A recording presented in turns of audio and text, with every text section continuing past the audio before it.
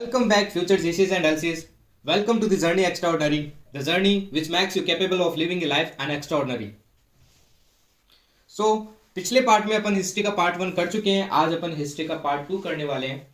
Part 2 में अपन वैसे ही पढ़ेंगे जैसे पार्ट 1 अपने ने स्टोरी के फॉर्म में पढ़ा था. मैंने पहले ही बताया था यार, हिस्ट्री को स्टोरी के फॉर्म में पढ़ो, और मैंने देखा काफ़ी अच्छा रिस्पॉन्स आया है, काफ़ी लोग लाइक कर रहे हैं उसको. तो उसी तरीके से अपन पढ़ने वाले हैं. अब जो डायरेक्ट सेकंड पार्ट में है तो मैं कहूँगा एक बार पार्ट फर्स्ट देख लेना, ये भी समझ आ जाएगा, यहाँ से भी देखते हो, पर पार्ट फर्स्ट भी देख लेना. उसमें काफ़ी इंपॉर्टेंट चीज़ें रह गई है, जैसे battle of Plassey, Buxar, subsidiary alliance, और आपका जो डॉक्ट्रिन ऑफ लेब्स्टर डेलोजी वाला, वो सब चीज़ें अपन फर्स्ट में कवर कर चुके हैं. तो वही चीज़ें करेंगे जो एफकेट ज़्यादा पूछ रहा है, काफ़ी टाइम से यही पैटर्न फॉलो हो रहा है. सीडीएस में भी इसमें से क्वेश्चन आ जाते हैं, दो तीन आ जाते हैं. तो अपन कोई भी क्वेश्चन मिस नहीं करेंगे, 3 से 4 क्वेश्चन भी आ जाते हैं. इवन हिस्ट्री में कभी कभी 5 क्वेश्चन आ जाएंगे इन्हीं क्लास से. मैक्सिमम 5 से 6 क्वेश्चन आप एक्सपेक्ट कर सकते हो. तो सिर्फ 4 क्लास से अगर 5 से 6 क्वेश्चन आ रहे हैं तो आपको मिस नहीं करना चाहिए. चलो यार स्टार्ट करते हैं. तो उसी फॉर्म में अपन पढ़ेंगे. आपको और एग्जाम्स में भी ये हेल्प करेगा, चाहे वो एसएससी हो, क्योंकि स्टैटिक क्वेश्चन पूछ लेते हैं, तो स्टैटिक चीज़ें भी इसी में कवर हो जाएगी. ओके, चलो स्टार्ट करते हैं. जिनको अपने टेलीग्राम ग्रुप के बारे में नहीं पता वो ज्वाइन कर लेना. वहाँ पे मैं ये नोट्स प्रोवाइड करवा दूंगा क्लास के बाद में. आप वहाँ से रिवाइज कर सकते हैं, आपको बनाने की जरूरत नहीं है. खुद बनाते हो तो सबसे बेस्ट है. ठीक है, मैथ्स का अपन कर लिए हैं, 1-2 चैप्टर हैं एफकेट के, और सीडीएस का भी साथ में वही मैथ्स है, और कुछ एक्स्ट्रा टॉपिक्स है वो भी करेंगे.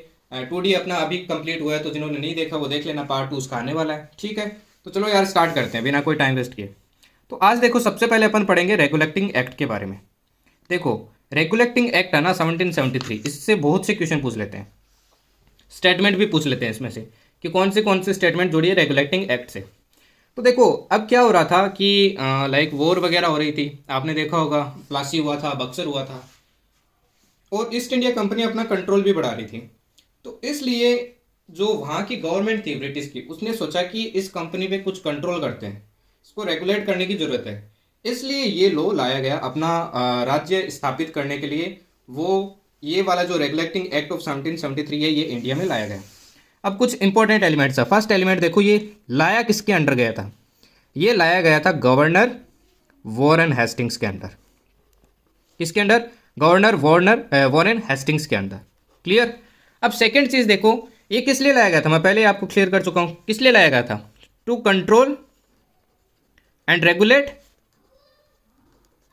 ईस्ट इंडिया कंपनीज के अफेयर्स. जो ईस्ट इंडिया कंपनी के जो भी इंटरनल अफेयर्स थे, उनको कंट्रोल और रेगुलेट करने के लिए ये लाया गया था. देखो, नोट्स बनाओ तो इसी फॉर्म में बनाना. ठीक है, इस फॉर्म में आप बना सकते हो, जल्दी याद होते हैं. मैं अब के टाइम में ऐसे नोट्स बनाता हूँ, पहले बनाता था वो लाइन के फॉर्म में बनाता था, अब डायरेक्ट बनाता हूँ. ठीक. अब देखो, मैंने एक चीज़ बताई थी कि वॉरेन हेस्टिंग्स ने पिछले वाले सेशन में कि ड्वेल सिस्टम एंड कर दिया था. तो वो इसी एक्ट के अंडर किया गया था. क्या एंड किया गया था? Dwell system. ड्वेल सिस्टम आपका क्या कर दिया गया था? एबोलिश कर दिया गया था. क्लियर? और देखो इसके अंदर क्या हुआ था. अब इसके अंदर क्या किया गया कि जो आपकी बॉम्बे और मद्रास प्रेसिडेंसी थी, वो कैलकाटा के अंडर आने लगी थी. मतलब कैलकाटा को सुप्रीम बना दिया था. कैलकाटा क्या बन गया? अपना सुप्रीम बन गया. और इसके अंडर क्या क्या आने लगे अब? बॉम्बे और मद्रास. अब कैलकाटा के अंदर एक चीज़ और हुआ, सुप्रीम कोर्ट भी आपका सेटअप हुआ. जो सुप्रीम कोर्ट था ना उस टाइम, कहाँ सेटअप हुआ था? आपका कैलकाटा में ही सेटअप हुआ. और ये कब बन गया था? आपका 1774 में बन गया था. और इसकी फर्स्ट चीफ जस्टिस थी, वो कौन थी? आपकी एलिजा इम्पे. Elijah Impey. ध्यान रखना, ये स्टैटिक क्वेश्चन है, डायरेक्ट पूछ लेंगे एग्जाम में, तो इसका ध्यान रखना. क्लियर? और देखो क्या हुआ था, सबसे इंपॉर्टेंट चीज़ जो बहुत बार क्वेश्चन रिपीट हुआ है वो है कि इस एक्ट के अंदर एक चीज़, एक प्रावधान आया था, उसके अंदर क्या कहा गया कि जो आपका गवर्नर ऑफ बंगाल है, गवर्नर ऑफ बंगाल, उसको क्या बना दिया? Governor general of Bengal. बहुत इंपॉर्टेंट है ये. गवर्नर से क्या बन गया? वो गवर्नर जनरल. तो इस टाइम देखो गवर्नर कौन था? Warren Hastings. तो लास्ट ऐसे क्वेश्चन पूछ लेते हैं कि लास्ट गवर्नर ऑफ बंगाल कौन था, तो कौन हो गया? Warren Hastings. और उसी को प्रमोट किया गया, क्या बना दिया? Governor general of Bengal. तो first governor general of Bengal कौन बन गया? Warren Hastings. क्लियर है सबको? रेगुलेटिंग एक्ट में कोई दिक्कत नहीं है, सबको समझ में आ गया क्या क्या चीज़ें की गई. क्लियर है? चलो नेक्स्ट पे चलते हैं. तो रेगुलेटिंग एक्ट अपना हो गया. अब देखो यार, एक चीज़ आपने नोटिस की होगी, मैं टाइम फ्रेम के साथ चल रहा हूँ ताकि क्रोनोलॉजी वाले क्वेश्चन आ जाते हैं ना, वो आप कर पाओ.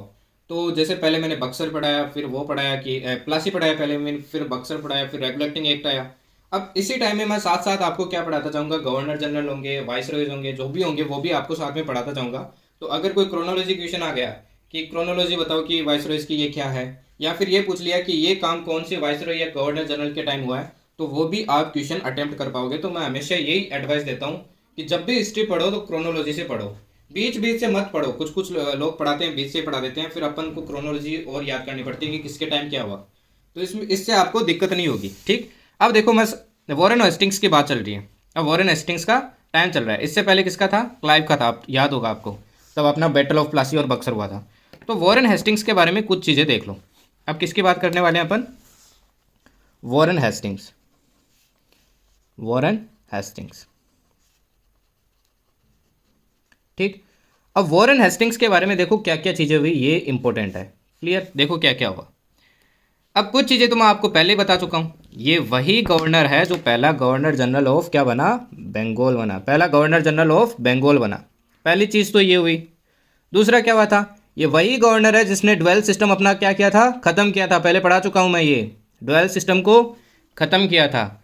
ये वही गवर्नर जनरल है। ये एक थर्ड जो मैं आपको स्पेशल चीज़ बता रहा हूँ जो मैंने पहले नहीं बताई है, वो है कि बोर्ड ऑफ रेवेन्यू इसी के अंडर सेटअप हुआ था। बोर्ड ऑफ रेवेन्यू, ध्यान रखना, ये भी इंपॉर्टेंट है, स्टेटमेंट में पूछ लेगा।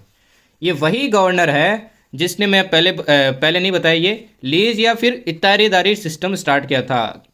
एफकेट में अब डायरेक्ट क्वेश्चन पूछ लेते हैं कि इतारेदारी सिस्टम किसने स्टार्ट किया था या फिर लीज सिस्टम किसने स्टार्ट किया था, और वहाँ पे आप क्या हो जाते हो, ब्लैंक हो जाते हो। तो ध्यान रखना, कभी कभी डायरेक्ट क्वेश्चन पूछ लेता है। ठीक है, तो ध्यान रखना, इतारेदारी सिस्टम किसने स्टार्ट किया था, इसी ने किया था। ये वही गवर्नर जनरल है जिसके टाइम आपका कैलकाटा क्या बना, कैपिटल बना, किसका, बंगाल का। बंगाल का क्या बना, कैपिटल बना 1772 में।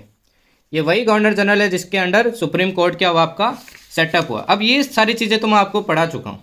अब कुछ इंपॉर्टेंट चीज़ें जो आपको पता होनी चाहिए। इसी के अंडर क्या हुआ था, आपका हिंदू मुस्लिम जो लॉज होती है ना, उनका कोडिफिकेशन हुआ पहली बार। हिंदू मुस्लिम लॉज का क्या हुआ, कोडिफिकेशन हुआ। ध्यान रखना, ये बहुत इंपॉर्टेंट चीज़ है, इन चीज़ों को इग्नोर मत किया करो। और देखो क्या हुआ इसके अंडर। अब दो स्टैटिक चीज़ें हैं जो यार आपको याद रखनी पड़ेगी, क्योंकि और तो चीज़ें आपको पहले से पता थी। दो स्टैटिक चीज़ें देखो क्या है। पहली तो है कि कैलकाटा मदरसा इसी के टाइम फाउंड हुआ सबसे पहले कैलकाटा मदरसा इसी के अंडर फाउंड हुआ। ये फर्स्ट एजुकेशनल इंस्टीट्यूट थी, ये फर्स्ट एजुकेशनल इंस्टीट्यूट थी। कब फाउंड हुई, ये हुई आपकी 1781 में। क्लियर है सबको, कोई दिक्कत नहीं है। ध्यान रखना, डायरेक्ट क्वेश्चन पूछ लेगा कि फर्स्ट एजुकेशनल इंस्टीट्यूशन कौन सी थी, कैलकाटा मदरसा थी। कब फाउंड हुई, 1781। दूसरा देखो, ये काफ़ी बार आ चुका है क्वेश्चन, 1784 में इसी का टाइम था। उस टाइम क्या हुआ, Asiatic Society of loyan, Asiatic Society of Bengal, sorry, Asiatic Society of Bengal इसी के अंडर फाउंड हुई थी। और किसने फाउंड की थी वो ध्यान रखना, वो ज़्यादा इंपॉर्टेंट है, वो है विलियम जोन्स। किसने फाउंड की थी, विलियम जोन्स ने फाउंड की थी। इसी के अंडर तीसरी चीज़ ध्यान रखना, चार्ल्स विल्किंस, नाम सुना है, ये क्वेश्चन भी पूछते हैं। चार्ल्स विल्किंस ने ट्रांसलेट की थी किसको, गीता को। कौन सी लैंग्वेज में ट्रांसलेट की, इंग्लिश में। क्लियर है सबको, कोई दिक्कत नहीं है, रिवाइज करवा देता हूँ। फर्स्ट गवर्नर है जो गवर्नर जनरल ऑफ बंगाल बना, ड्वेल सिस्टम खत्म किया, बोर्ड ऑफ रेवेन्यू लेके आया, इतारेदारी सिस्टम यही लेके आया। कैलकाटा में कैलकाटा को बंगाल का कैपिटल बनाया 1772 में। फर्स्ट था जिसने हिंदू मुस्लिम लॉज का कोडिफिकेशन किया। कैलकाटा मदरसा फर्स्ट एजुकेशनल इंस्टीट्यूट इसी के अंडर फाउंड हुई 1781 में। एशियाटिक सोसाइटी ऑफ बंगाल किसने फाउंड की थी, विलियम जोन्स ने 1784 में। चार्ल्स विल्किंस ने गीता को ट्रांसलेट किया था इंग्लिश के अंदर। और इसका पीरियड क्या था, 1772 से लेके 1785 तक आपका क्या था, पीरियड था। क्लियर है सबको, कोई दिक्कत नहीं, ध्यान रखना इस चीज़ को। तो वॉरेन हेस्टिंग्स से रिलेटेड काफ़ी क्वेश्चन पूछ लेते हैं। Let's move to next. अब देखो, ये ब्रिटिश लोग लेके तो आ गए थे, कानून तो लेके आ गए थे, कोई दिक्कत नहीं है। जो ये लेके आए थे रेगुलेटिंग एक्ट ऑफ 1773, इसमें क्या थी, कुछ दिक्कतें थी। कुछ क्या थी आपकी, दिक्कतें थी। तो उन दिक्कतों को दूर करने के लिए ये एक नया कानून लेके आए जिसका नाम बोला जाता है पिट्स इंडिया एक्ट। क्या बोला जाता है, पिट्स इंडिया एक्ट।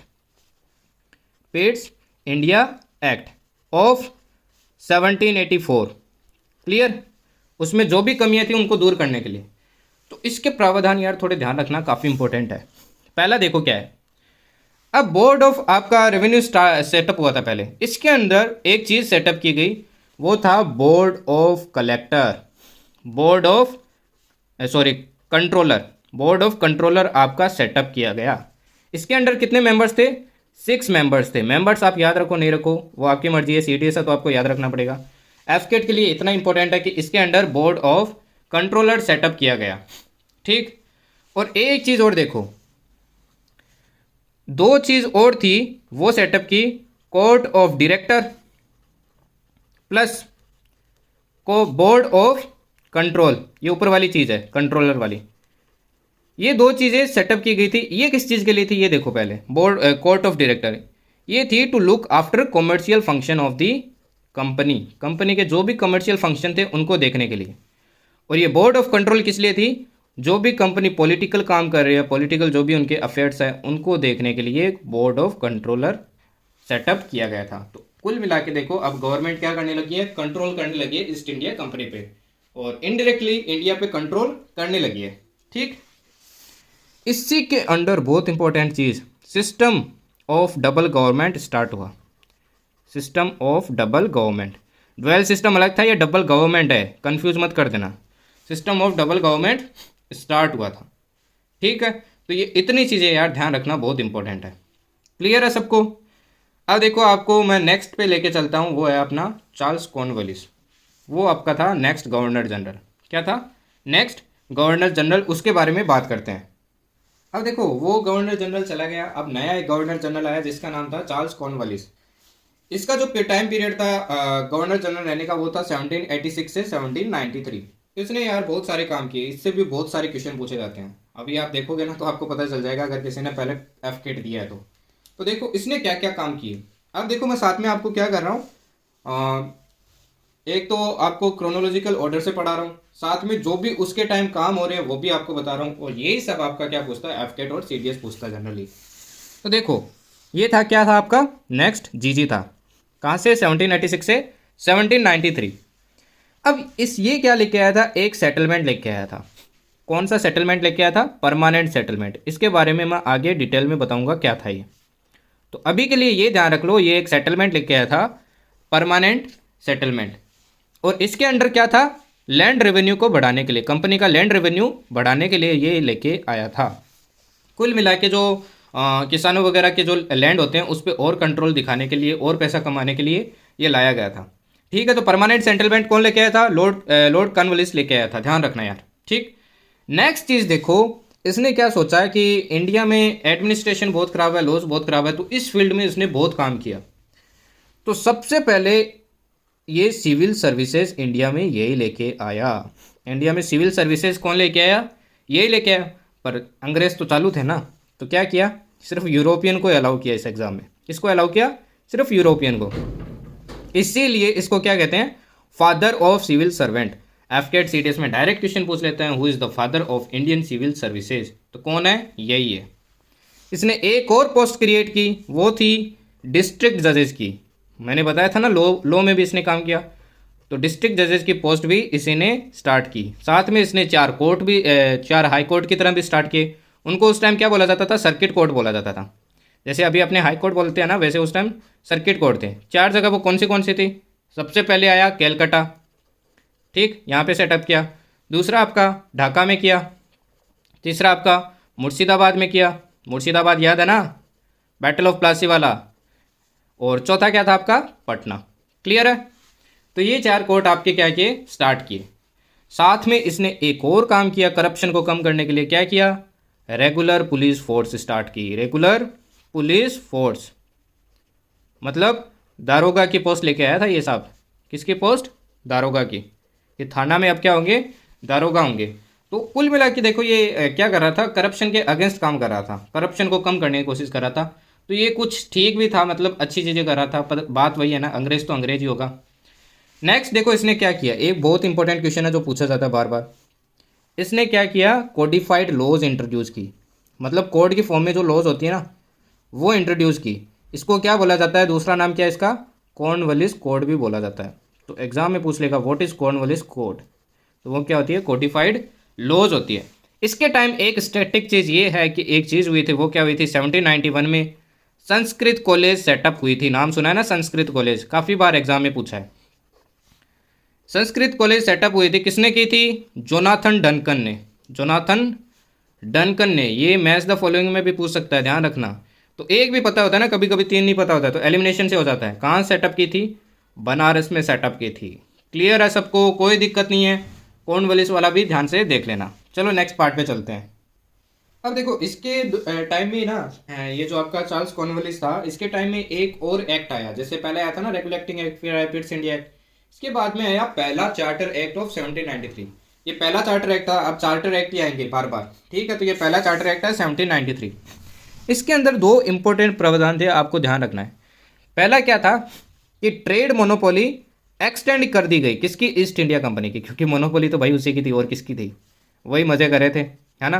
तो ट्रेड मोनोपोली किसकी एक्सटेंड कर दी? ईस्ट इंडिया कंपनी कर दी। पर करी कितने साल के लिए थी, वो इंपॉर्टेंट है, 20 ईयर्स के लिए।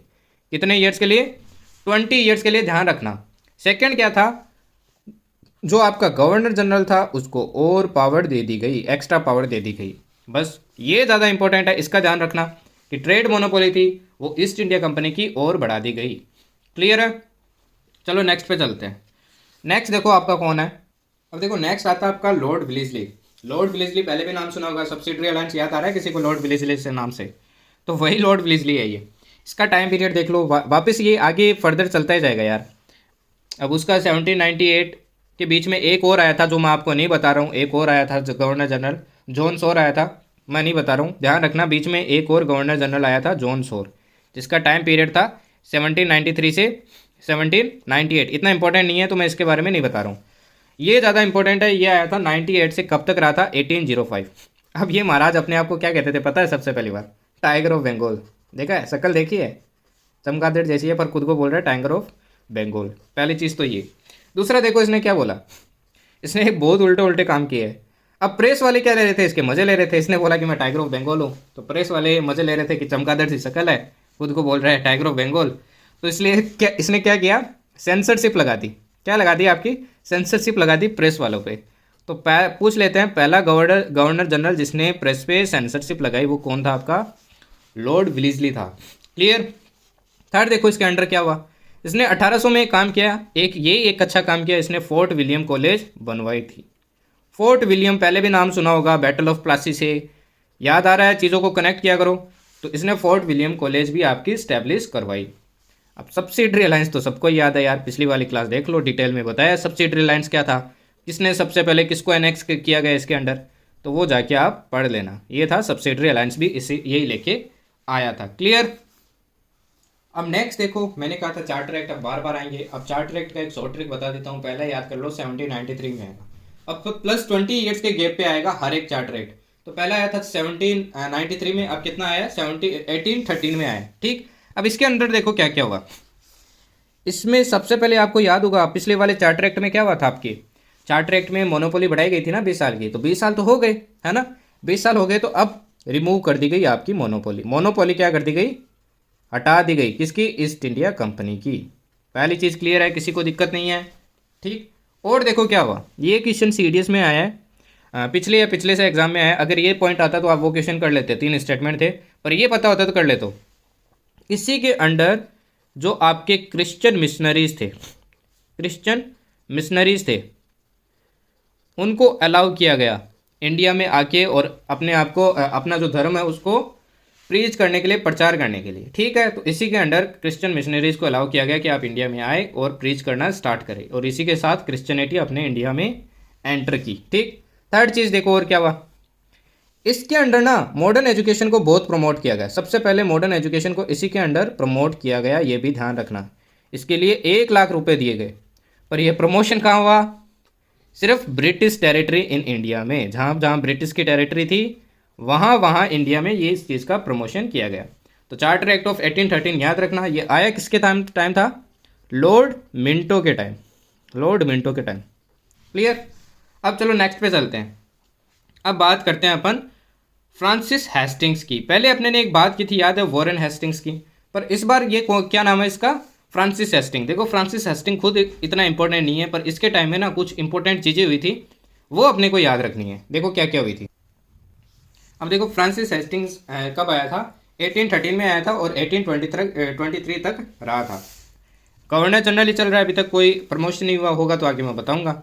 ठीक, इसने क्या किया, अपॉइंटमेंट ऑफ दरोगाज एंड सबॉर्डिनेट था वो क्या कर दिया, एबोलिश कर दिया। जो किसने स्टार्ट किया था, याद करो, रिलेट करना स्टार्ट कर दो, किसने स्टार्ट किया था, कॉर्नवालिस ने। तो जो दरोगा थे और जो उसके सबॉर्डिनेट थे उनका बंद कर दिया इसने वापिस सिस्टम। ठीक है, एबोलिश कर दिया। अब इसके टाइम में कुछ इंपॉर्टेंट चीज़ें वो आपको याद रखना है। पहले इंपॉर्टेंट चीज़ देखो क्या हुई, 1817 में हिंदू कॉलेज सेटअप हुई। क्या हुई, हिंदू कॉलेज। काफ़ी बार ये एफकेट में क्वेश्चन आया, काफ़ी बार, ध्यान रखना। किसने सेटअप की थी ये हिंदू कॉलेज, कहाँ पे सेटअप हुई थी, पहली बात तो कैलकाटा में हुई थी। कहाँ हुई थी, कैलकाटा में। किसने सेटअप की थी, राजा राम मोहन रॉय। राजा राम मोहन रॉय, राजा राम मोहन रॉय ने सेटअप की थी। क्लियर है। अब राजा राम मोहन रॉय की बात आई गई तो एक चीज़ और देख लो, इनका एक न्यूज़पेपर था, न्यूज़पेपर का नाम था मिरात उल अकबर। ये इसमें ब्रिटिश के खिलाफ लिखते थे, ये इनकी पब्लिकेशन थी, तो इसको क्या कर दिया गया, बैन कर दिया गया था। किसने बैन किया था, जॉन एडम्स ने बैन किया था। तो ये ध्यान रखना सिर्फ कि मिरात उल अकबर किसका पब्लिकेशन था, राजा राम मोहन रॉय का। और देखो क्या हुआ था, 3 संस्कृत कॉलेज सेटअप की गई। 3 क्या गई, संस्कृत कॉलेज सेटअप की गई। पहले ये याद है आपने, एक संस्कृत कॉलेज सेटअप की गई थी, अब 3 सेटअप की गई। और कहाँ कहाँ की गई, एक कैलकाटा में, एक दिल्ली में और एक आगरा में। इस बार ये संस्कृत कॉलेज किसने सेटअप की थी, ये ध्यान रखना, ये की थी डेविड हारे ने। तो कंफ्यूज मत हो जाना, पहली संस्कृत कॉलेज जो मैंने आपको पीछे पढ़ाई थी वो किसी और ने सेटअप की थी। जो किसने सेटअप की थी, जोनाथन डंकन ने की थी, मैंने पढ़ाया था बनारस में। अब ये जो उसके बाद में सेटअप हुई है ये किसी और ने की है, तो इनका नाम मत टिक कराना, ऑप्शन में आएगा डेविड हारे भी की फर्स्ट सेटअप किसने की थी। आपने बिना देखे डेविड हारे को टिक कर दिया, ऐसी गलती करते हैं, तो इन गलती का ध्यान रखना। और देखो क्या हुआ था, 1818 में जो फ्रीडम ऑफ प्रेस सेंसरशिप लगाई गई थी ना, याद है आपको, फ्रीडम ऑफ प्रेस पे सेंसरशिप लगाई थी, किसने लगाई थी। अब ये देखो यार, पिछली चीजें को सही किया जाएगा, कोई सही करेगा, कोई वापस कर देगा, कोई सही करेगा। तो हिस्ट्री इतनी भी टिपिकल नहीं है, मॉडर्न टिपिकल नहीं है, एंशियंट और मिडाइवल थोड़ी टिपिकल है। ठीक, तो सेंसरशिप आपको याद होगा किसने लगाई थी, विलिजले ने लगाई थी। तो आपको थोड़ा चीज़ें कनेक्ट करना स्टार्ट करना पड़ेगा। तो उन्होंने लगाई थी, इसने क्या किया, वो वापस एबोलिश कर दी। क्या एबोलिश कर दी, फ्रीडम ऑफ प्रेस, आपकी जो सेंसरशिप लगाई थी सेंसरशिप एबोलिश कर दी। इसके टाइम में एक और सेटलमेंट आया, याद है, परमानेंट सेटलमेंट बताया था। वैसे ही एक और सिस्टम आया जिसका नाम था रयोतवाड़ी सिस्टम। अब क्वेश्चन इसका 2 टाइप से बनता है। पहला तो बनता है कि किसके टाइम आया था, तो आया तो फ्रांसिस हेस्टिंग्स के टाइम था, पर लेख के कौन आया था, वो आया था थॉमस मुनरो।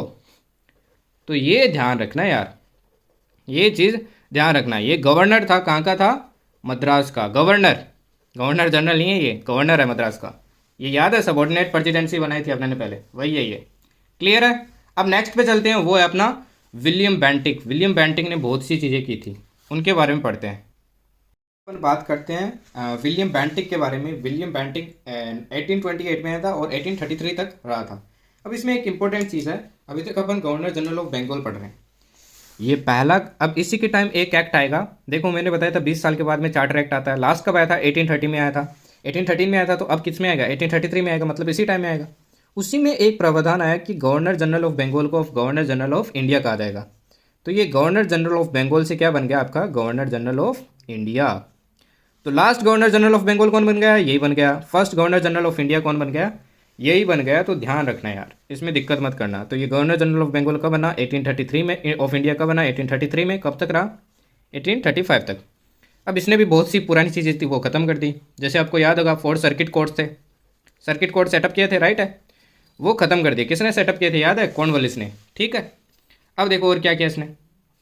इसी के अंडर 1833 में, ये इंपॉर्टेंट है, इसी के अंडर 1833 में मैकोले था, एक का नाम था, एक इंसान का जाना जिसका नाम था मैकोले। उसके अंडर क्या आया, पहला लॉ कमीशन आया। क्या आया, लॉ कमीशन आया, लॉ कमीशन। ठीक, इस लॉ कमीशन के अंडर क्या था, आपकी जो लॉज थी ना उनको कोडिफिकेशन हुआ। इंडियन जो लॉज थी उनका क्या हुआ, कोडिफिकेशन हुआ। तो ध्यान रखना, ये काफ़ी इंपॉर्टेंट है। क्लियर है। अब इसने बहुत सी अच्छी चीज़ें भी की थी यार, काफ़ी अच्छी चीज़ें की थी। जैसे 1829 में इसने सबसे पहले तो क्या ख़त्म किया, एक प्रथा चलती थी अपनी, याद होगी तुम्हें, सती। सती के अंदर क्या करते थे, अगर कोई किसी का पति मर जाता था तो औरत को फिर साथ में जिंदा जलाते थे, जो उनको जलाया जाता था, आखिरी दाग बोलते हैं जिसको, तो जलाया जाता था तो औरत को साथ में जलाया जाता था, तो उस प्रथा को बोलते थे सती। उसको इन्होंने क्या किया, ख़त्म किया। इसमें और किसका इंपॉर्टेंट रोल रहा था, वही अपने राजा जी, राजा राम मोहन रॉय। ठीक, एक और काम किया था, क्या किया था, पहले जो आपके ऐसा पता चल जाता था ना कि लड़की होने वाली है या लड़की हो जाती थी, तो उनको मार देते थे उसी टाइम। तो फीमेल इन्फेंटिसाइड होता था ना, उसको भी इन्होंने क्या कर दिया, ख़त्म कर दिया। तो काफ़ी अच्छे काम भी किए थे। साथ ही एक और काम किया था 1830 में, एक ठगी, उस टाइम ठग वाला सिस्टम बहुत चल रहा था, तो उसको भी उन्होंने सप्रेस कर दिया था। किसको, ठगीज की प्रथा को। ये भी ध्यान रखना, काफ़ी इंपॉर्टेंट है। अब इनके अंडर देखो कौन सी कॉलेज आई है। 1835 में इन्होंने एक कॉलेज सेटअप की, उसका नाम था कैलकटा मेडिकल कॉलेज। पहली मेडिकल कॉलेज है भाई, ध्यान रखना, ये इंपॉर्टेंट है। तो पहली मेडिकल कॉलेज कहाँ सेटअप हुई, कैलकटा में। कब हुई, 1835 में। अब दो सिस्टम पहले पढ़ चुके हैं, एक पढ़ चुके हैं परमानेंट सेटलमेंट, एक पढ़े रोहितवाड़ सिस्टम। तो ये भी एक सिस्टम लेके जिसका नाम था Mahalwari system. Mahalwari system exam में डायरेक्ट पूछ लेगा, हु इंट्रोड्यूस्ड महलवारी सिस्टम। तो किन्होंने इंट्रोड्यूस किया, विलियम बेंटिंग ने। इन्होंने एजुकेशन के फील्ड में बहुत काम किया, तो इनको फादर ऑफ क्या कहते हैं, modern western education. Western education, modern western education का फादर भी विलियम बेंटिक को कहते हैं। तो इन्होंने काफ़ी अच्छे काम किए, तो इनका ध्यान रखना, काफ़ी इंपॉर्टेंट है, एग्जाम में पूछ लेगा। अब नेक्स्ट अपन पढ़ते हैं, ये चार्टर एक्ट आया था इनके टाइम में, उसमें पढ़ लेते हैं क्या क्या हुआ। ठीक है, अब नेक्स्ट देखो चार्टर ऑफ 1833 आया था, इसमें देखो क्या हुआ था। अच्छा, पिछले 1813 पढ़ाया था, उसमें एक चीज़ मेंशन कर लेता, मैंने बताया था आपको कि मोनोपोली थी ईस्ट इंडिया कंपनी की, वो ख़त्म कर दी गई थी, पर कंप्लीटली नहीं की थी। तब कुछ चीज़ों पे उनके पास मोनोपोली थी, जैसे टी हो गया, टी के ऊपर उनके पास क्या थी, मोनोपोली थी। पर इस वाले एक्ट में कंप्लीटली आपकी मोनोपोली ख़त्म कर दी, कंप्लीटली। ये ध्यान रखना, वर्ड का खेल है पूरा। इसमें कंप्लीटली नहीं थी, मोनोपोली जरूर ख़त्म की थी, पर कुछ चीज़ों पे थी। इसमें कंप्लीटली मोनोपोली ख़त्म कर दिया। अगर एग्जाम में आता कंप्लीटली कब हुई, तो चार्टर एक्ट ऑफ 1833। मोनोपोली सबसे पहले कब खत्म की, 1813 में की। क्लियर। दूसरा क्या था, गवर्नर जनरल ऑफ बंगाल को क्या बना दिया था, गवर्नर जनरल ऑफ इंडिया बना दिया था। याद है ना। ठीक, तो ये दो चीज़ें ध्यान रखना। तीसरी चीज़ देखो, अब मोनोपोली खत्म हो गई थी, तो ट्रेड तो करना पड़ेगा ना ईस्ट इंडिया कंपनी को। मोनोपोली नहीं है तो ट्रेड क्या करेंगे, तो इनको 20 साल के लिए लीज पे दे दिया गया कि आप ट्रेड और कर सकते हैं 20 साल के लिए, फिर आपको यहाँ से जाना पड़ेगा। तो 20 साल के लिए इनका जो ट्रेडिंग सिस्टम था वो एक्सटेंड कर दिया गया था, तो ये चीज़ भी ध्यान रखना। चौथा देखो, इस एक्ट में ये ट्राई किया गया था कि इंडियंस जो है ना, उनके साथ कोई डिस्क्रिमिनेशन ना हो। नो डिस्क्रिमिनेशन अगेंस्ट इंडियन के साथ एजुकेशन से रिलेटेड कोई भी डिस्क्रिमिनेशन ना हो, ये भी ध्यान रखना। क्लियर है। चौथा, एक चीज़ इसमें बहुत ही अच्छी चीज़ खत्म की गई थी 1843 के, जो कम्प्लीटली खत्म हो गई थी, वो थी स्लेवरी को कम्प्लीटली एबोलिश करो। स्लेवरी को एबोलिश करो। और कम्प्लीटली कब हुआ, ये हुआ 1843 में। इसके अंदर लाया ये गया था कि स्लेवरी को ख़त्म करो। कम्प्लीटली कब हुआ, 1843 में। क्लियर है। तो ये देखो, कुछ चीज़ें अंग्रेज़ों ने ठीक किया, पर साले बहुत बेकार थे, काफ़ी कुछ लूट के भी चले गए। ठीक है। तो नेक्स्ट चीज़ देखो, अब देखो जो आपके next governor general of India आएंगे, अब ध्यान रखना, क्योंकि अब से गवर्नर जनरल ऑफ बंगाल वाली पोस्ट खत्म हो गई, अब गवर्नर जनरल ऑफ इंडिया होगा। तो इसके बाद में चार्ल्स मेटकाफे 1835 में 1836, इन्होंने एक बहुत अच्छा काम किया, ये लेके 1835 में प्रेस एक्ट। क्या लेके आए आपके, प्रेस एक्ट। बहुत बार ये क्वेश्चन पूछा गया, who is the liberator of Indian press, या फिर इसको मेटकाफे एक्ट भी कहते हैं। तो इसीलिए इनको लिबरेटर बोला जाता है ऑफ इंडियन प्रेस। प्रेस का क्या बोला जाता है, लिबरेटर बोला जाता है। बहुत बार पूछा गया, बहुत इंपॉर्टेंट है, ध्यान रखना। उसके बाद में ओकलैंड आए, ओकलैंड ने पोस्ट ऑफिस एक्ट लेके आए थे। कौन सा एक्ट लेके आए थे, पोस्ट ऑफिस एक्ट, ध्यान रखना। किस ईयर में, 1837 में। उसके बाद में दो और है, एलन बोरो आए थे, उसके बाद में लॉर्ड हार्डिंगे आए थे। इनके बारे में पढ़ना इतना इंपॉर्टेंट नहीं है, क्योंकि अपने को सिर्फ टू द पॉइंट पढ़ना है एग्जाम की। नेक्स्ट देखो कौन आए थे, नेक्स्ट आए थे आपके लॉर्ड डलहौजी। नेक्स्ट कौन आए आपके, पहले पढ़ चुके हैं ना डलहौजी के बारे में, बताया था मैंने, क्या बताया था कि ये लेके आए थे डॉक्ट्रिन ऑफ लैप्स, तब पढ़ाया था ना फर्स्ट क्लास में। आज देखो कुछ और देखते हैं इन्होंने अच्छा किया या नहीं किया, तब तो बहुत ख़राब किया, पर इन्होंने कुछ अच्छी चीज़ें भी की। देखो क्या क्या किया इन्होंने। अब लॉर्ड डलहौजी के बारे में बहुत सारी चीज़ें यार पढ़ने को, तो देखो मैं इंपॉर्टेंट चीज़ें बताता हूँ, देख लेना भाई, इनसे बहुत बार क्वेश्चन पूछा है, काफ़ी बार आया है। ठीक, हर एग्ज़ाम में आता जनरली। तो ये थे next governor general of India, कब से, 1848 से लेके ये कब तक थे, आपके 1856 तक थे। क्लियर है, पहली चीज़ ये क्लियर है, ठीक, कोई दिक्कत नहीं। अब देखो ये सबसे यंगेस्ट थे, पहली चीज़ तो ये सबसे यंगेस्ट यही बने थे आपके गवर्नर जनरल ऑफ इंडिया। अब पहला काम आते ही देखो, गवर्नर जनरल जो यंगेस्ट होगा वो उतना ही उसका खून गर्म होगा, तो इन्होंने काफ़ी चीज़ें की। पहली चीज़ देखो क्या किया, पहली चीज़ आते ही इन्होंने क्या, आते ही सबसे पहले इन्होंने इंडियन टेलीग्राफ लाइन सेटअप की। अब देखो उस टाइम क्या सीन था कि कुछ भी सेटअप नहीं था, बिजनेस बढ़ाना था इंडिया में, काफ़ी ज़्यादा बढ़ाना था, तो ना तो कम्युनिकेशन था ना रोडवेज था, कुछ भी नहीं था। तो अब ये सेटअप करना का काम किसको दिया गया, डलहौजी को दिया गया। तो डलहौजी ने आते ही सबसे पहले 1852 की बात है, कब की बात है, 1852 की बात, आते ही क्या सेटअप किया, टेलीग्राफ लाइन सेटअप की, इसलिए इनको बोला जाता है father of Indian telegraph, father of Indian telegraph. अब देखो एक और इम्पोर्टेंट इससे रिलेटेड ध्यान रखना, पहली लाइन कहाँ से कहाँ तक पड़ी थी, 1854 में पड़ी थी, कहाँ से कहाँ तक, आगरा से कैलकटा, ध्यान रखना काफ़ी इंपॉर्टेंट है, आगरा टू कैलकटा पहली टेलीग्राफ लाइन पड़ी थी, ठीक। सिमिलरली इन्होंने पोस्टल सर्विसेज भी सेटअप की, तो इसलिए इनको बोला जाता है father of Indian postal services, father of Indian postal services भी बोला जाता है, ठीक। अब इसमें भी सबसे पहले 1852 में स्टार्ट हुआ, कहाँ पे, सिंधिया में, कहाँ पे, सिंधिया में, ध्यान रखना, ठीक। मॉडर्न पोस्टल सिस्टम कब स्टार्ट हुआ, 1854 में स्टार्ट हुआ। क्लियर है। अब नेक्स्ट देखो 1853 में, अब कम्युनिकेशन तो हो गया, अब रोडवेज वगैरह कनेक्टिविटी की ज़रूरत थी, तो इसलिए इनको फादर ऑफ इंडियन रेलवेज भी कहा जाता है, क्योंकि फर्स्ट रेलवे लाइन इन्हीं के टाइम डाली गई थी और इन्होंने ही डलवाई थी। अब इसके लिए सबसे इंपॉर्टेंट दो चीज़ें हैं, फर्स्ट देखो जो फर्स्ट लाइन डली ना वो कहाँ से कहाँ तक डली, बॉम्बे टू थाने। दूसरी देखो इंपॉर्टेंट चीज़, अब बच्चे क्या करते हैं, सिर्फ फर्स्ट याद करके जाते हैं यार, फर्स्ट पहले पूछते थे, आजकल क्या पूछते हैं, सेकंड पूछते हैं, तो सेकंड का ध्यान रखना। सेकंड लाइन कहाँ से कहाँ तक थी, कैलकाटा से लेके रानीगंज तक, रानीगंज कोलफील्ड तक, रानीगंज कोलफील्ड तक, तो ये चीज़ ध्यान रखना यार, काफ़ी इंपॉर्टेंट है। क्लियर है। इन्हीं को father of Indian engineering services भी कहा जाता है, इंजीनियरिंग आपकी जो सर्विसेज है उसका फादर भी इन्हें ही कहा जाता है। इन्हीं के अंडर एक बहुत बड़ा आपका चीज़ आया था, उसका नाम है वुड्स डिस्पैच। क्या है, वुड्स डिस्पैच, वुड्स डिस्पैच बोलते हैं इसको, ठीक। कौन लेके आया था, चार्ल्स वुड लेके आया था, चार्ल्स वुड। किस चीज़ के लिए था, अब एग्जाम में डायरेक्ट पूछ लेते हैं, वुड्स डिस्पैच किस चीज़ के लिए था, इंडियन एजुकेशन सिस्टम के लिए था। और एजुकेशन में भी अगर मैं और डिटेल में बताऊं तो कौन से एजुकेशन के लिए, vernacular, vernacular primary schools in villages इसमें सेटअप की गई थी। इसके अंडर क्या किया गया, जो आपके गांव थे उनमें क्या सेटअप किए गए, जो लोकल लैंग्वेजेस के स्कूल्स है, प्राइमरी स्कूल्स है, वो आपकी सेटअप की गई, जिनको बोला जाता था vernacular primary schools. Is it clear. Next चीज़ देखो, नेक्स्ट है 1856 में, देखो क्या हुआ। अब यार जहाँ तक किसी ने ये क्लास देखी है तो बहुत अच्छी बात है यार, आपने बहुत सी चीज़ें एब्जर्व कर ली है। तो चाहे इसको वापस देख लेना, एक बार में हिस्ट्री यार याद नहीं होती है, नोट्स को पढ़ना, वापस देखना इस क्लास को 2-3 बार, चाहे आप 1.5x पे देख लेना। देखो पहली बार में दिक्कत आती है, दूसरी बार में आप 1.5x करके देख सकते हो, बहुत कम टाइम हो जाएगा, या 2x पे करके देख लो, यही आएगा यार एग्जाम में। तो देखना तो पड़ेगा, मेहनत तो करनी पड़ेगी अगर यूनिफॉर्म चाहिए, ऐसे घर बैठे बैठे यूनिफॉर्म नहीं मिलेगी, तो मेहनत करो यार, ठीक।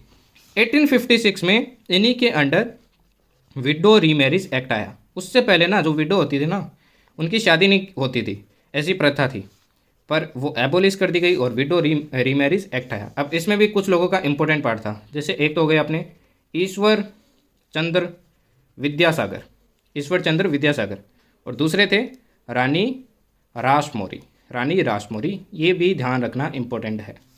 इन्हीं के अंडर एक और चीज़ हुई थी, मैंने पहले बताया था, इनके अंडर बहुत सारी चीज़ें हुई थी। 1853 में कम्पिटिटिव एग्ज़ाम स्टार्ट हुआ था, कम्पिटिटिव एग्ज़ाम स्टार्ट हुआ था किसके लिए, इंडियन सिविल सर्विसेज के लिए पहली बार।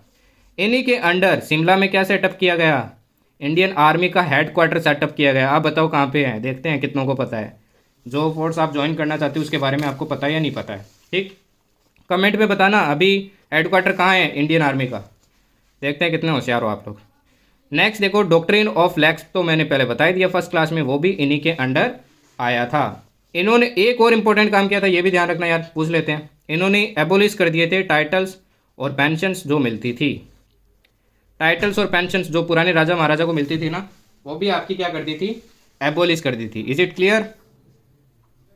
इसके बाद में एक एक्ट आया था उसी के टाइम में, चार्टर एक्ट ऑफ 1853। इस 1853 के चार्टर एक्ट में देखो तीन इंपॉर्टेंट चीज़ें हुई। पहली इंपॉर्टेंट चीज़ थी कि जो सिविल सर्विसेज थी, सिविल सर्विसेज, अब वो जो पहले आप मैंने बताया था स्टार्ट की थी वो ये भी बताया था फादर ऑफ सिविल सर्वेंट कौन था, तो वो सिर्फ यूरोपियंस के लिए थी। अब ये इंडियन के लिए भी ओपन कर दी कि वो भी इसमें अप्लाई कर सकते हैं। सेकंड देखो, इंडियन लेजिस्लेटिव काउंसिल थी जो पहले सेटअप की गई थी। अब ये चीज़ देखो मैंने नोट्स में प्रोवाइड कर दिया है, हर चीज़ ये इतनी इंपॉर्टेंट नहीं है, सीडीएस वालों के लिए थोड़ी इंपॉर्टेंट है, तो नोट से पढ़ लेना। ये इंडियन लेजिस्लेटिव काउंसिल थी, इसमें पहली बार ये आपकी सेटअप कर दी गई थी, पहली बार सेटअप की थी इसी एक्ट के अंदर, ठीक। और पहला जो सिविल सर्वेंट इंडिया की तरफ से बना था उसका ध्यान रखना, काफ़ी बार एग्जाम में पूछा डायरेक्ट, सत्येंद्र नाथ टैगोर बने थे पहले इंडियन जो सिविल सर्वेंट बने थे। ये काफ़ी इंपॉर्टेंट है यार, इसको ध्यान रखना, इसको काफ़ी इंपॉर्टेंट है, स्टार मार्क कर लेना। क्लियर है। अब देखो नेक्स्ट आपके गवर्नर जनरल ऑफ इंडिया के बारे में पढ़ते हैं। ये है चार्ल्स कैनिंग।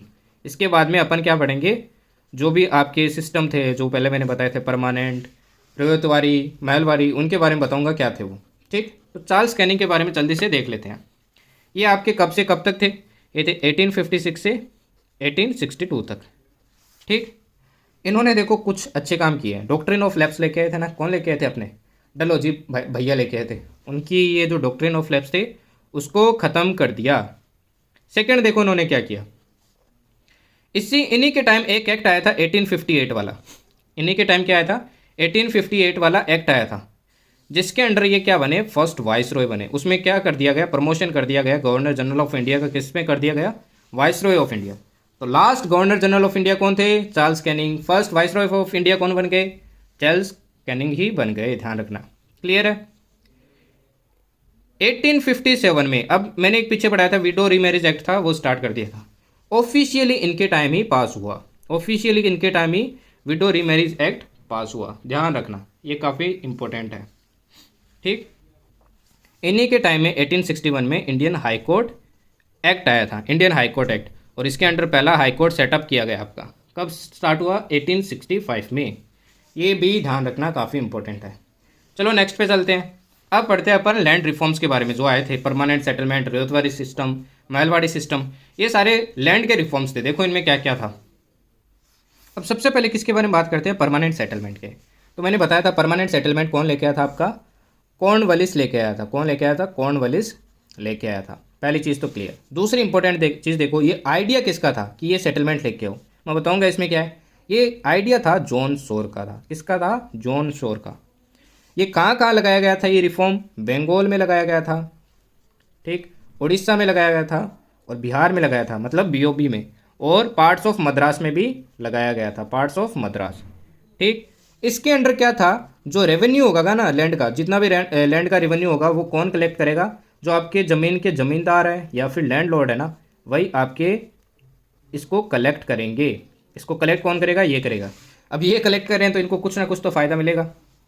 इसके अंडर एक और प्रोविज़न था सनसेट लॉ। इसके अंडर एक और प्रोविज़न क्या था, सनसेट लॉ, कि आपको सूरज डूबने से पहले आपको पेमेंट करना पड़ेगा। मतलब फिक्स्ड डेडलाइन थी कि सूरज डूबने से पहले भाई पेमेंट करो, वरना तो खतरनाक हालत हो जाएगी। तो ये साले ब्रिटिश बहुत कमीने थे, ठीक। तो अब देखो इसके अंडर था क्या, इसके अंडर देखो जितना भी टैक्स मिलता था ना, उससे 1/11 टैक्स तो किसको मिलता था, लैंडलॉर्ड को, उनकी फ़ीस की तरह। और बाकी का जो 10/11 लैंड पे टैक्स होता था ना, वो जाना चाहिए ब्रिटिश के पास। देखो बहुत चालाक है ना, अपने लोगों को अपने के खिलाफ यूज़ कर रहे थे, ठीक। अब रोहितवारी सिस्टम में देखो क्या था, ये आया था 1820 में, ठीक। इसको कौन लेके आया था, मैंने बताया था थॉमस मुनरो। कौन लेके आया था, थॉमस मुनरो। थॉमस मुनरो अपना इसको लेके आया था, ठीक। ये कहाँ कहाँ आया था, ये मद्रास में आया था, बॉम्बे में आया था, और पार्ट्स ऑफ आसाम में आया था, पार्ट्स ऑफ आसाम में आया था, और कुर्ग में भी आया था। जगहों का नाम ध्यान रखना है, इंपॉर्टेंट है, ठीक। अब रयोत का मीनिंग क्या है, रयोत का मीनिंग होता है कल्टीवेटर। मतलब जो कल्टीवेटर होगा ना, उसी को लैंड का ओनर बना दिया गया इसके अंदर। रयोत का मीनिंग क्या होता है, कल्टीवेटर, मतलब किसानी हो गया एक तरीके से, उसी को लैंड का क्या बना दिया गया, अपने ओनर बना दिया गया इसके अंडर। तो इसके अंडर गवर्नमेंट थी ना ये ब्रिटिश की। यहाँ पे तो देखो बीच में एक यूज़ करते थे जमींदार को, वो कलेक्ट करता था, पर यहाँ पे ब्रिटिश डायरेक्टली इनसे वो टैक्स वसूलती थी। बस इतना ही फ़र्क है और कोई फ़र्क नहीं है। ठीक। महलवारी सिस्टम में देखो लेके कौन आया था। इस देखो महलवारी मैंने बता दिया किसके टाइम आया था। महल का मतलब देखो क्या होता था। महल का मतलब होता है group of villagers, group of villagers. ठीक। ये मॉडिफाइड सिस्टम था जमींदारी सेटलमेंट का। किसका? जमींदारी जो सेटलमेंट थी एक, उसका क्या था? मॉडिफाइड वर्जन था, मॉडिफाइड वर्जन। ठीक। लेके कौन आया था ये देखो। अब लेके किसके टाइम आया था वो मैंने पीछे बताया था। लेके कौन आया था? Holt McKenzie. होल्ट मैकेंजी इसको लेके आया था, ये ध्यान रखना। कहाँ इंट्रोड्यूस किया गया था ये?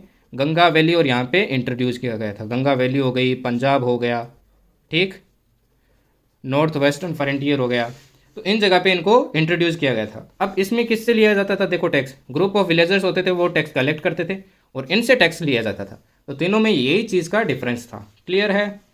कोई दिक्कत नहीं है किसी को? कोई दिक्कत यहाँ तक? मज़ा आया पढ़ के? समझ में आई चीज़ें? क्लियर? आप कैसे हिस्ट्री पढ़नी है, क्या देखना है क्या नहीं देखना है। अब इनको यार रिवाइज करना पड़ेगा, तो वापस बोलूँगा 1.5x करके 2x करके वापस एक बार देख लेना मॉर्निंग में, चाहे 2 बार देख लेना, 3 बार देख लेना। यही चीज़ें आपके एग्जाम में पूछी जाती है और आप आंसर नहीं कर पाते हो, फिर कहते हो जीके कहाँ से आता है। इन्हीं को स्टैटिक बना के जीके में पूछा जाता है। क्लियर है? चलो लेट्स मूव अहेड। अब देखो यार गवर्नमेंट इतनी सारी चीज़ें कर रही थी ना, तो डिस्टर्बेंसेस भी, इनस्टेबिलिटी भी इंडिया में बहुत चल रही थी। कुछ जगह कुछ हो रहा था, कुछ जगह कुछ हो रहा था, कहीं पे कोई रिवोल्ट, कहीं पे कोई रिवोल्ट। तो गवर्नमेंट जो ये ट्राइबल लोग होते थे इनको भी परेशान कर रहे थे। तो ट्राइबल का भी रिवोल्ट हुआ था, जैसे संथल वाला हुआ था, और कुछ किसानों को भी परेशान कर रहे थे तो उनके भी रिवोल्ट हुए थे। तो ऐसे कुछ लोकल रिवोल्ट डायरेक्टली पूछ लेता है कि कौन लीडर थे, कि या कब हुआ था, कहाँ हुआ था। तो ये आपको पता होना चाहिए, ये थोड़ा स्टैटिक है, ध्यान रखना। सन्यासी या फकीर रिबेलियन हुआ था, ये आपका हुआ था 1863 से 1800, 1863 से 1763 से 1800 तक। ये स्टार्ट किसने किया था? लीडर कौन थे इसके? एक तो था मजनू शाह, एक तो था अपना मजनू शाह, एक था भवानी पाठक। भवानी पाठक, ध्यान रखना यार, बहुत इंपॉर्टेंट नाम है, डायरेक्टली पूछ लेगा आपको एग्जाम में और पता ही नहीं होगा। इसके ऊपर ना किताबें भी लिखी गई है, और किताबें लिखी किसने है? बीसी चटर्जी ने लिखी है, बंकिम चंद्र चटर्जी ने। जैसे कि एक किताब का नाम तो है आनंद मठ। क्या नाम है? आनंद मठ। ठीक। इसी आनंद मठ में वंदे मातरम में अपना वो लिखा हुआ है, इसी आनंद मठ में। ये ध्यान रखना, काफ़ी इंपॉर्टेंट है, ये तो पता होना चाहिए आपको। सेकंड, इसी पे एक और किताब लिखी गई है, उसका नाम है देवी चौधरायन। देवी चौधरायन, देवी चौधरायन। ठीक, ये भी आप ध्यान रखना, इंपॉर्टेंट किताब है। कोल अपराइजिंग आपका 1831 में हुआ था, और कहाँ हुआ था? छोटा नागपुर में। कहाँ हुआ था आपका? ये छोटा नागपुर में हुआ था। Is it? तो कोल अपराइजिंग आपका कहाँ हुआ था? छोटा नागपुर में हुआ था, ये भी आप ध्यान रखना। ठीक है। लास्ट देखो, संथल रिवोल्ट। संथल रिवोल्ट आपका हुआ था 1855 से 1856 तक। ये कौन से ब्रदर्स ने किया था? सिद्धो और कानू दो नाम के ब्रदर्स थे, इन्होंने किया था। डायरेक्ट क्वेश्चन पूछ लेगा कि संथल रिवोल्ट के लीडर कौन थे, तो सिद्धो और कानू ने स्टार्ट किया था, ध्यान रखना। क्लियर है? अब कुछ किताबों के नाम है यार, ध्यान रखना। जैसे कि न्यूज़पेपर, जैसे एक दादा भाई नारोजी है, दादा भाई नारोजी, इन्होंने कुछ चीज़ें लिखी थी। ठीक। जैसे कि इनकी एक किताब थी poverty and un British rule in India. ये ध्यान रखना, क्वेश्चन पूछ लेगा स्टैटिक डायरेक्ट कि poverty and British rule in India किसने लिखी है, तो दादा भाई नौरोजी ने लिखी है। क्लियर है? ऐसे ही सेकंड एक और किताब है the economic history of India in the Victorian age. ये मैं बोल दे रहा हूँ, the economic history of India in the Victoria age, ये आर.सी. दत्ता ने लिखी है, ये इतनी इंपॉर्टेंट नहीं है। ग्लिम्पसेस ऑफ वर्ल्ड हिस्ट्री तो सबको ही पता होगा किसने लिखी है, glimpses of world history, glimpses of world history, ये किसने लिखी है? आपके जवाहरलाल नेहरू ने लिखी है, ये ध्यान रखना। अब देखो यार, सबसे इंपॉर्टेंट पार्ट स्टार्ट हो रहा है हिस्ट्री का, वो है रिवोल्ट ऑफ 1857। इससे कंफर्म क्वेश्चन आता है, कोई भी एग्जाम में चले जाओ, ऑलमोस्ट सब एग्जाम में इससे क्वेश्चन आता है। एफकेट में भी बहुत क्वेश्चन आते हैं, मतलब हर शिफ्ट के अंदर एक क्वेश्चन मिल जाता है। हर शिफ्ट के अंदर तो नहीं मिलता, पर मोस्टली शिफ्ट के अंदर मिल जाता है। ठीक है। तो 1857 का यार देख के जाना, बहुत इंपॉर्टेंट पार्ट है, यही सबसे इंपॉर्टेंट पार्ट है। चलो देखते हैं, एकदम अच्छे से समझाऊंगा, स्टोरी की तरह सब रट जाएगा, बस ध्यान से देखना। अब देखो यार, रिवोल्ट ऑफ 1857 देखो, बहुत इंपॉर्टेंट पार्ट है, ध्यान से देखना। तो देखो यार, इतनी सारी चीज़ें कर रहे थे ब्रिटिश, कभी डॉक्ट्रिन ऑफ लैब्स ला रहे थे, कभी सब्सिडरी अलायंस ला रहे थे, इंडियन के कल्चर के साथ छेड़छाड़ कर रहे थे, बहुत सारी चीज़ें कर रहे थे, मिशनरीज आ रहे थे, क्रिश्चियन मिशनरीज। तो इन सब के कारण आखिर में देखो फूटने तो वाला था, एक घड़ा सा भर गया था, वो फूटना तो था।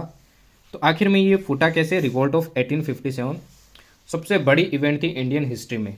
इंडियन हिस्ट्री के फ्रीडम में ये जनरली यहीं से स्टार्ट हुआ था। अब देखो रीज़न क्या क्या थे। पहला रीज़न तो था ब्रिटिश की पॉलिसीज, जो ब्रिटिश पॉलिसीज लेके आ रहे थे, जैसे हैवी टैक्स लगा रहे थे, याद है? वो लेके आ रहे थे लैंडलॉर्ड वगैरह को कि सनसेट से पहले टैक्स दो, ये करो वो करो। तो एक तो वो था। दूसरा, इंडियन प्रोडक्ट्स पे क्या लगा रहे थे? टैरिफ लगा रहे थे। बहुत चालू आदमी थे, अब खुद के प्रोडक्ट्स बिक नहीं रहे थे, तो इंडियन प्रोडक्ट्स पे क्या लगाने लगे?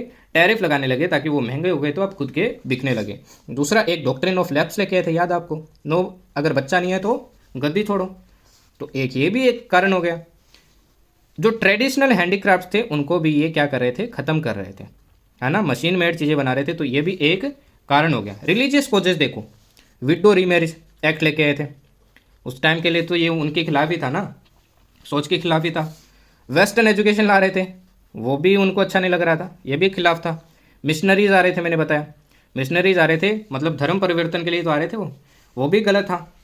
इमीडिएट अभी के जो खोज क्या थे वो देखो। अब क्या हुआ कि जो ये ब्रिटिश लोग थे ना, बहुत चालू आदमी थे। ये क्या करते थे कि ये जो जनरली क्या होते थे, हायर कास्ट के होते थे, ये सिपाही वगैरह में होते थे, तो कार्टिजेज आती थी उनमें ये क्या लगाते थे? एनिमल का फेट लगाते थे। तो ये फेट किसका यूज़ कर रहे थे? काऊ और पिग का फेट यूज़ कर रहे थे। जो आपकी एनफील्ड राइफल होती थी ना, एनफील्ड राइफल, ठीक, इनमें जो कार्टिजेज लगती थी, कार्टिजेज लगती थी, इनमें ग्रेस लगता था, और वो ग्रेस किस चीज़ का होता था? काऊ या फिर पिग के फेट का। अब देखो, हिंदू लोग होते हैं वो काऊ को ज़्यादा मानते हैं, मुस्लिम लोग होते हैं वो पिग को मानते हैं।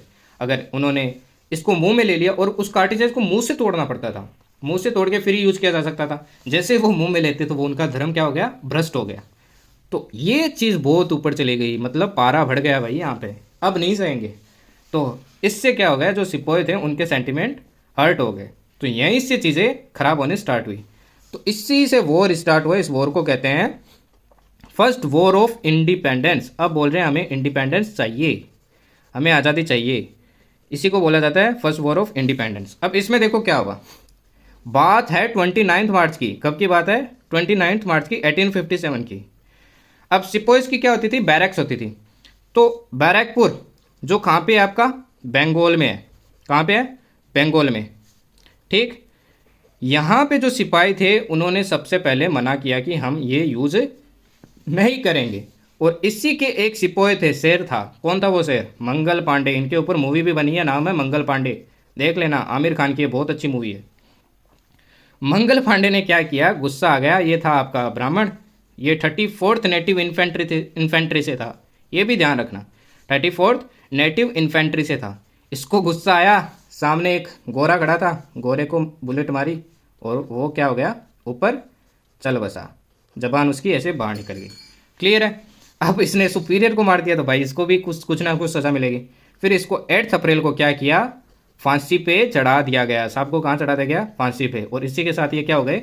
अमर हो गए। इसी के साथ ये शहीद कहे जाने लगे, सुपीरियर अपनी सेक्रीफाइस की, ठीक। अब यहाँ से ये रिवोल्ट स्टार्ट हो चुका था। अब देखो इस रिवोल्ट में आगे क्या हुआ वो देखो। अब मेन रिवोल्ट कहाँ से स्टार्ट हुआ? वो तो रिवोल्ट की एक वो क्या कहती है, चिंगारी थी, चिंगारी लग चुकी थी। अब लोगों ने देखा कि इन्होंने तो लटका दिया भाई, हमको मजबूर कर रहे हैं कि इस चीज़ को खाओ। तो मैन रिवोल्ट कहाँ से स्टार्ट हुआ? देखो भाई, मैन रिवोल्ट स्टार्ट हुआ मेरठ से, ठीक। मेरठ में थी 3rd नेटिव इन्फेंट्री। तो कंफ्यूज मत हो जाना, रिवोल्ट वहाँ से स्टार्ट हुआ है, मेन रिवोल्ट यहाँ से स्टार्ट हुआ है। आपसे पूछ लेंगे कि जो मंगल पांडे थे वो कौन सी इन्फेंट्री से थे, तो याद रखना बैरकपुर से थे, उस इन्फेंट्री से थे, मेरठ से नहीं थे, ठीक है। मेरठ भी ऑप्शन में होगा। अब मेरठ में चीज़ें स्टार्ट हो गई। अब देखो, कभी भी रिवोल्ट स्टार्ट होता है ना तो लीडर की जरूरत होती है। इनका कोई लीडर नहीं था क्योंकि ये तो सारे सिपाही थे। तो उस टाइम राजा महाराजा थे जो ब्रिटिश के कंट्रोल के अंदर रहते थे। तो उस टाइम जो दिल्ली के राजा थे ना, उनका नाम था बहादुर शाह जफर। क्या नाम था? Bahadur Shah Zafar. Grand old man of India भी कहते हैं इनको। एकदम बूढ़ा था, इतना बूढ़ा था कि एक चमेट मिले ना तो वहीं पे हड्डियों के साथ सिमट जाए, इतना बूढ़ा था। इसको लीडर बनाया। यही देखो बेवकूफ़ी थी यार, कैसे कैसे लीडर बना रहे थे। तो इनको क्या बनाया गया, लीडर बनाया गया, किसके अंडर में, बख्त खां के अंडर में। मतलब ये एक तरीके से कठपुतली थी, बख्त खान क्या था, मेन लीडर था। तो लीडर किसको बनाया गया इस रिवोल्ट का, बहादुर शाह जफर को।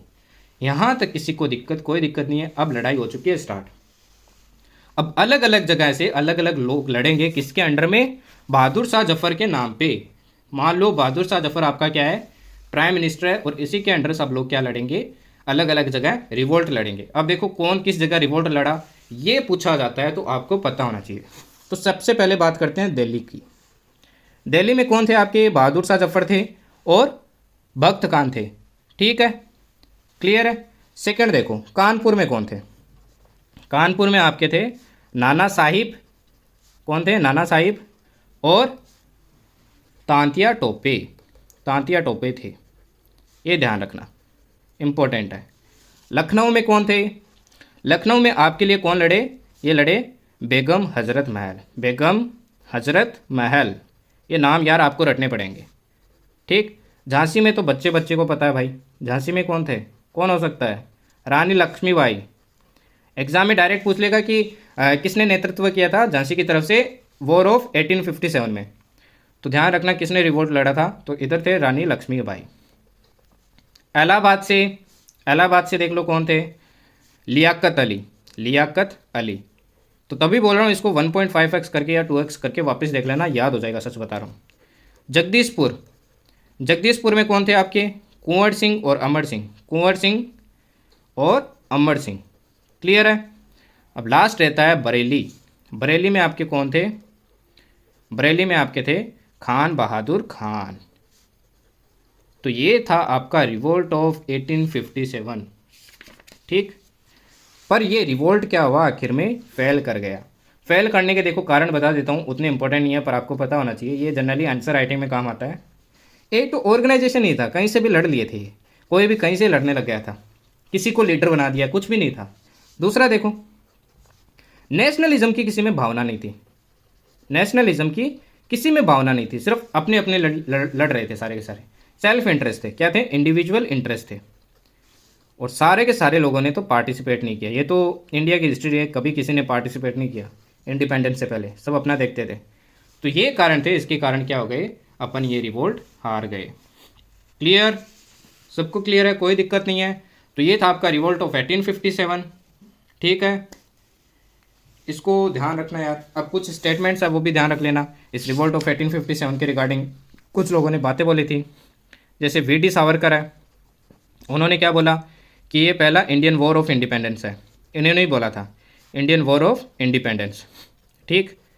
एस.एन. सेन थे, उन्होंने क्या बोला इसके बारे में, what started with religion fight ended with war and independence. जो चीज़ रिलीजन से स्टार्ट हुई किससे ख़त्म हुई, वॉर से ख़त्म हुई, किस चीज़ के लिए, इंडिपेंडेंस के लिए, ठीक। एक थे टी.आर. होम्स, इन्होंने क्या बोला, इन्होंने बोला कि ए conflict between civilisation and barbarism, barbarism और सिविलाइजेशन के बीच में क्या है, ये कन्फ्लिक्ट है। ये स्टेटमेंट ध्यान रखना है, डायरेक्ट एग्जाम में पूछ लेगा कि ऐसा किसने बोला है। तो आई होप सबको पसंद आया हो यार, ठीक है। अपनी हर चीज़ करवाइए, जो चीज़ करवा सकता था हिस्ट्री में, इससे बाहर नहीं आएगा। और बाकी के 2 पार्ट रहे हिस्ट्री के, वो भी करवा दूंगा जल्दी, उसी के साथ हिस्ट्री कंप्लीट हो जाएगी। फिर अपन ज्योग्राफी और साइंस पे फोकस करेंगे, एक मैं पॉलिटी की भी क्लास कराऊंगा इंपॉर्टेंट चीज़ें की, वो भी देख लेना। और 2 क्लासेस शेड्यूल्ड है, या तो 2 पार्ट आएंगे उनके, एक तो अपना डिफेंस का और एक अपना उसका स्पोर्ट्स का, तो वो भी देख के जाना, बहुत इंपॉर्टेंट है। 3 से 4 क्वेश्चन दोनों से मिल जाएंगे, तो वो कंफर्म करके जाना, एसएसबी में भी काम आएगा। तो ध्यान से करना, करते रहो यार, मेहनत करते रहो, अब दिन दूर नहीं है, 22 दिन रहे हैं, तो मेहनत करो यार एफकेट के लिए। सीडीएस में भी ये चीज़ें पूछी जाएगी, तो इग्नोर मत करो, ठीक है। मिलते हैं नेक्स्ट क्लास में, तब तक के लिए जय हिंद, बाय बाय।